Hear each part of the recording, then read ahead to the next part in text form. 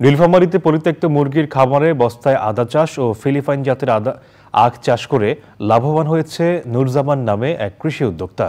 পরীক্ষামূলকভাবে চাষ করে সফলতা পাওয়ায় এবার দুটি পরিত্যক্ত ঘরের মেঝেতে আদা চাষ করছেন তিনি।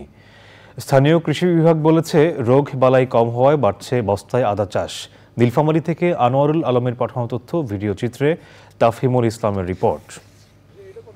নীলফামারী শহরের কৃষি উদ্যোক্তা নুরুজ্জামান ঢাকা বিশ্ববিদ্যালয় থেকে পড়ালেখা শেষ করে লেয়ার মুরগির খামার গড়ে তোলেন। ভালো লাভ না হওয়ায় খামার বন্ধ করেন তিনি।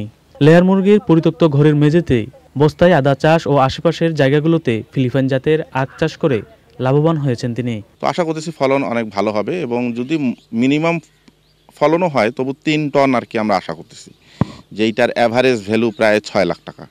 আমাদের সর্বোচ্চ খরচ 1.5 থেকে 1.5 লাখ টাকার মতো হতে পারে। বৃহৎ পরিসরে আবাদ করায় কর্মসংস্থানের সুযোগ তৈরি হয়েছে খামারে। ঘর দুইটা এখন মুরগির ব্যবসা বাদ দিয়া আমরা আদা লাগাছি বস্তার মধ্যে। আদার তো মেইন সমস্যা হচ্ছে পচানিটা, তো এই পচানি আর কি এখানে অনেক কম, বস্তাতে করলে অনেক কম, তারপর নিড়ানিতে সুবিধা, খরচা অনেক কম হয়। আদা লাগে দেখছি যে আদা জমির থেকে বস্তায় লাগানো অনেক সুবিধা এবং অনেক ভালো হয়।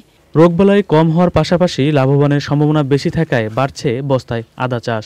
কীটনাশক, রোগনাশক এগুলো যদি আমরা নিয়মিত ম্যানেজমেন্ট করতে পারি, মাটি আলগা করে দিতে পারি এবং বস্তায় মাটি জৈব সার সবসময় যদি আমরা মিশিয়ে দিতে পারি, পরিচর্যা করতে পারি, তাহলে আমরা গড়ে আমরা 1 কেজি করে যদি বস্তায় আমরা পাই, তাহলে আমরা দেখেছি প্রায় 234 মেট্রিক টন আদা আমরা শুধু বস্তাতে উৎপাদন হবে। চলতি মৌসুমে জেলায় 6 উপজেলায় 3,32,775টি বস্তায় আদা চাষ করা হয়েছে। তাফহিমুল ইসলাম, চ্যানেল আই।